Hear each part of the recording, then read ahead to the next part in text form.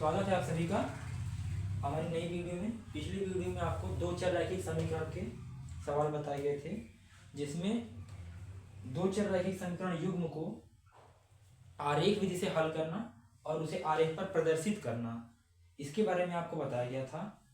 तो उसी क्रम में हम लोग आगे बढ़ते हैं। दो चर रैखिक समीकरण युग्म को हल करने की अगली विधि है प्रतिस्थापन विधि, जिसमें हम लोग करते क्या हैं, जैसे दोनों समीकरण युग्मों में आपको दो चर दिए होते हैं, तो सॉरी उसमें से हम एक समीकरण युग्म को प्रतिस्थापित करके मान निकालेंगे और उसी की सहायता से हम लोग समीकरण को हल करेंगे। तो इस तरह से बोलने में बहुत कम ही समझ में आएगा, मैं समझ रहा हूँ। आगे जो है मैं आपको करके दिखाता हूँ कैसे करना है, आपको प्रतिस्थापन विधि कैसे काम करती है। तो जैसे आपका सवाल हम लोग ले लेते हैं। एक सवाल है x plus y is equal to 7 और दूसरा समीकरण है 3x minus 2y equal to 11। ये आपके दो समीकरण हो गए। इन समीकरण युग्मों को हमें प्रतिस्थापन विधि से हल करना है। तो प्रतिस्थापन विधि में बेसिकली हम लोग करते क्या हैं, ये आपके दो समीकरण दिए हैं, तो हम लोग सबसे पहले यहाँ लेते हैं ये वाला, इसको उठाते हैं x plus y is equal to 7। अगर y को हम लोग इस पक्ष में ले आए तो 7 माइनस वाई, ये आपका समीकरण 1 है। तो हमें यहाँ पे x का मान प्राप्त हो गया। तो इस दूसरे समीकरण में हम लोग यदि x की जगह पे 7 माइनस वाई रख दें तो हम इसे हल करके y का मान निकाल सकते हैं, और y का मान हम लोग समीकरण 1 में रख के x का मान भी निकाल सकते हैं। तो इसी विधि को हम लोग प्रतिस्थापन विधि कहते हैं। तो अब यहाँ पे लिखेंगे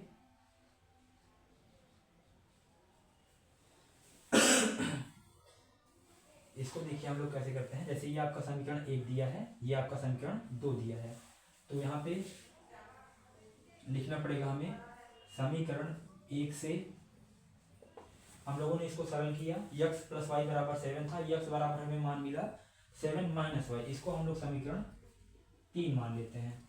तो हम लिखेंगे समीकरण 3 से x का मान समीकरण 2 में रखने पर, तो यदि जहां पे समीकरण 2 में x है वहां पे अगर हम लोग ये मान रखें और इसको सरल करते हैं तो यहाँ पे हो जाएगा 3 इंटू 7 माइनस वाई, जो कि x का मान हम लोगों ने समीकरण 3 से उठा लिया, और आगे माइनस 2y इजक्वल टू 11। ये आपका समीकरण 2 है दिया है, जिसमें हम लोगों ने x का मान रखा। तो इसको सॉल्व करते हैं तो 7 3 जा 21 हो जाएगा आपका, माइनस में 3y माइनस में 2y इजक्वल टू 11 के है। तो माइनस माइनस प्लस हो जाएगा ये आपके, लेकिन सिंबल माइनस का आ जाएगा, तो ये आपको हो जाएगा 3 + 2 5y, और 21 इधर पॉजिटिव में है, अगर हम लोग इस साइड ले आए तो ये निगेटिव में आ जाएगा, तो ये आपका हो जाएगा 11 माइनस 21। तो अगर हम लोग इसको और सॉल्व करते हैं तो ये आपको मिलेगा minus 5y equal to minus 10। 21 से 11 से अगर हम लोग 21 माइनस करेंगे तो हमें माइनस में 10 मिलेगा। तो माइनस माइनस दोनों पक्ष में है, कट गया, तो y का मान हमें क्या मिलेगा 10/5, 5 1 जा 5, 5 2 जा 10, तो y का मान हमें मिल गया 2।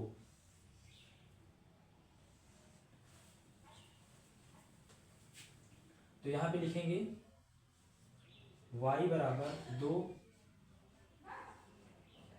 समीकरण 3 में रखने। देखिए हम लोग y का मान समीकरण 3 में इसलिए रख रहे हैं क्योंकि यहाँ पे हमने इस पहले समीकरण को सरल किया हुआ है। आप तीनों में से किसी भी समीकरण में y का मान रखेंगे तो x का मान आपको वही मिलेगा जो हमें यहां से मिलेगा। तो यहाँ पे x बराबर आपका दिया है 7 माइनस y की जगह पे 2, x इक्वल टू 5। तो यहाँ पे आपके इन दोनों समीकरणों का हल हमें मिला है x बराबर 5 कॉमा y बराबर 2। तो ये आपका आंसर है और ये थी आपकी प्रतिस्थापन विधि। ये तो इजी सवाल था। इसी तरीके से हम लोग कुछ देखते हैं, जैसे कुछ डिफिकल्ट सवाल होते हैं जिनको सॉल्व करने में थोड़ी प्रॉब्लम आती है, उस तरीके के सवाल हम लोग भी देख लेते हैं। तो इसे आप लोग नोट डाउन कर लीजिए। तो हम लोग अगले सवाल की तरफ बढ़ते हैं।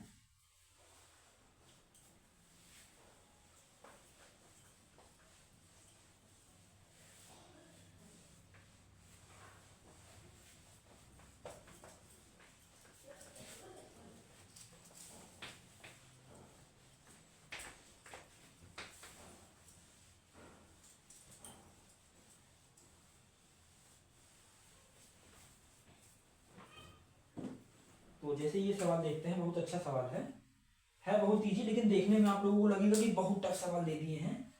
तो जैसे ये दिया है आपका 3x minus Y equal to 23।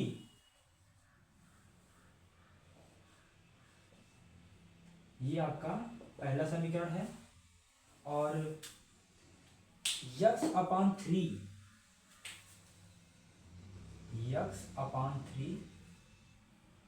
Plus y upon 4 equal to 4। पहला समीकरण आपका दिया गया है 3x minus Y equal to 23 के, और दूसरा समीकरण दिया है x upon 3 plus y upon 4 equal to 4। ये आपका दूसरा समीकरण हो गया। अब इसमें कहा गया है इसको प्रतिस्थापन विधि से हल करें। तो उसी तरीके से प्रोसेस सेम ही रहेगा। पहले समीकरण 1 से यहाँ पे दिया है 3x minus Y equal to 23। तो हम लोग एक का मान निकालते हैं जो हमें इजी पड़े। तो हम लोग इसमें y का मान निकाल लेते हैं।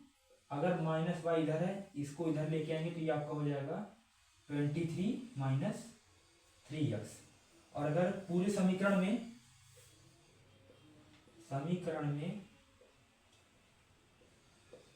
माइनस से गुणा करने पर अगर y के ये साथ माइनस लगा, इसे हमें हटाना है, तो पूरे समीकरण में हम लोग माइनस से गुणा कर देंगे।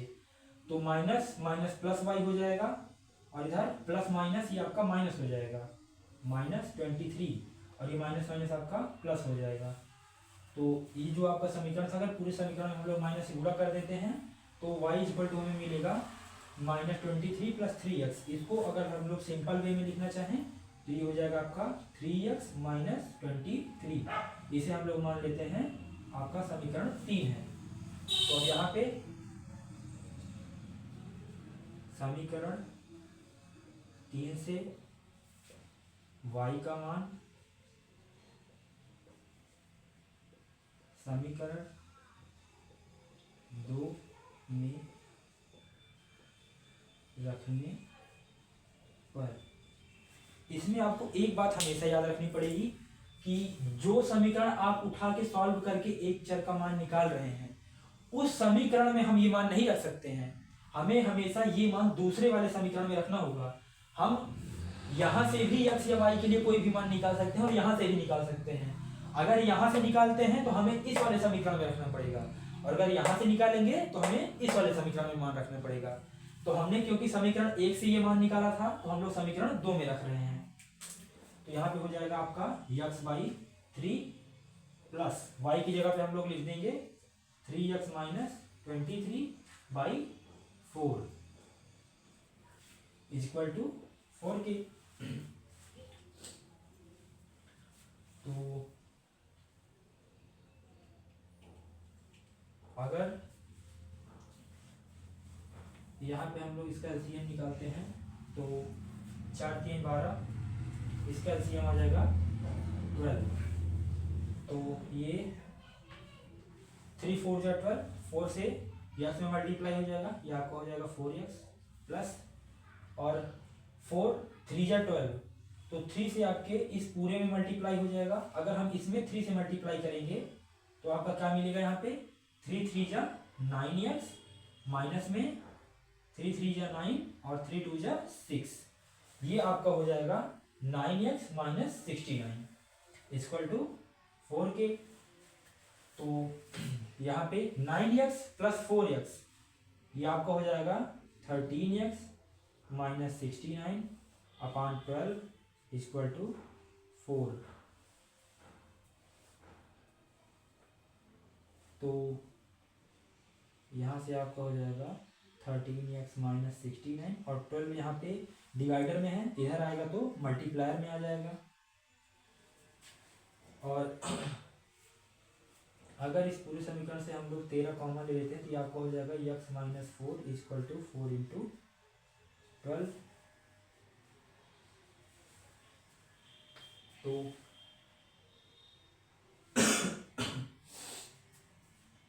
या फिर इसको रहने देते हैं, सिंपल वे में हम लोग हल करते हैं। तो ये आपका हो जाएगा 13x, ये इधर माइनस में है, इधर आएगा तो प्लस में हो जाएगा प्लस 69, और ये आपका हो जाएगा 48। तो 13x इक्वल टू 8 और 9 आपका हो जाएगा 17, और 6 एंड 4 10, और 1 जो आपका बचा था ये आपका हो जाएगा 117। तो यक्स का मान हमें यहाँ पे मिला 117/13। तो इस दूसरे समीकरण में जब हम लोगों ने y को प्रतिस्थापित करके यक्स का मान निकाला है तो वो हमें मिला है 117/13। और अगर इसको हम लोग सरल करते हैं तो ये आपका कितना आ जाएगा 9, 13 9 जा 117, ये आ गया आपका 9, यक्स का मान हमें मिला 9। तो सेम रूल जैसे हम लोगों ने उसमें फॉलो किया था, यक्स का मान हम लोग किसी भी समीकरण में रख देते हैं, चाहे 3 में रख दें, 2 में रख दें या 1 में रख दें, क्योंकि हमने एक को सरल करके ये समीकरण प्राप्त किया है। तो अगर हम लोग इसमें रखेंगे तो हम लोग सवाल को और जल्दी सॉल्व कर सकते हैं, इसीलिए हम लोग इसमें रखते हैं। तो यहाँ पे लिखेंगे यक्स का मान समीकरण 3 में रखने पर यहाँ पे हो जाएगा y equal to 3 into 9 minus 23, और ये 3 इंटू 9 आपका हो जाएगा 27 माइनस 23, y इक्वल टू 4। तो इन दोनों समीकरण युग्मों का हल हमें क्या मिला है, x बराबर 9 और y बराबर 4। ये आपका आंसर है इस सवाल का, जो कि हमने निकाला है प्रतिस्थापन विधि से।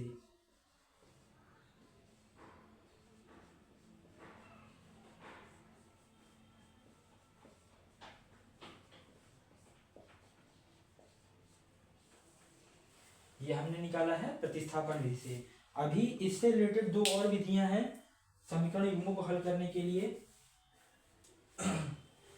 उसके बारे में आगे आपको बताया जाएगा।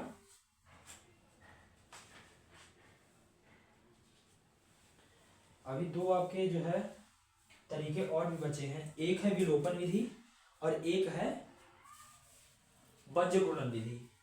विलोपन विधि में अभी आपको समझाएंगे तो उतना अच्छे से आपको समझ में नहीं आएगा, अगली वीडियो में आपको डिटेल में समझाया जाएगा कि विलोपन विधि से 2 चर रैखिक समीकरण युग्म को कैसे हल किया जाता है। तो ये आपका सवाल था। अगर आपको ये वीडियो पसंद आई हो तो चैनल को सब्सक्राइब करना ना भूलें और वीडियो को लाइक शेयर जरूर करें। अगर सवाल से रिलेटेड कोई भी डाउट आपको आता है तो आप कमेंट सेक्शन में अपना सवाल उठा सकते हैं, आपको जवाब दिया जाएगा। धन्यवाद।